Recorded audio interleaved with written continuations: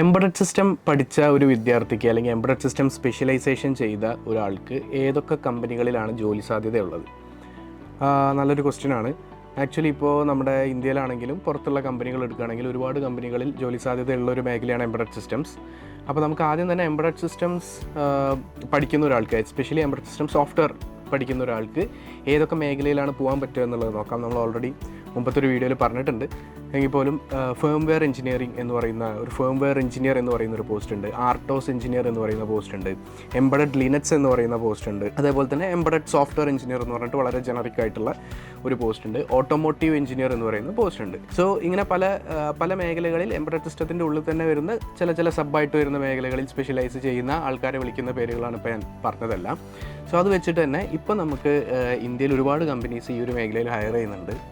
For example Samsung, Qualcomm, Nvidia, AMD, Bosch, KPIT, Capgemini, അങ്ങനെ ഒരുപാട് companies ഉണ്ട്. Actually പേരെടുത്ത് പറയാനാണെങ്കിൽ ഒരുപാടുണ്ട്.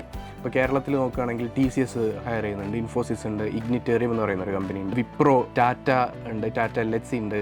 ബാംഗ്ലൂർ വേറെ അതല്ലാതെ ഒരുപാട് സ്റ്റാർട്ടപ്പുകളുണ്ട്. ഇപ്പോൾ അൾട്രാ വയലറ്റ്, നമ്മുടെ EV ബൈക്ക്, ദുൽഖറൊക്കെ ഇൻവെസ്റ്റ് ചെയ്തിട്ടുള്ള അവരുടെ എംബഡഡ് സിസ്റ്റം ഹയറിംഗ് പോസ്റ്റുകൾ ഉണ്ടായിരുന്നു. റോബോട്ടിക്സ് കമ്പനികൾ ഹയർ ചെയ്യുന്നുണ്ട്.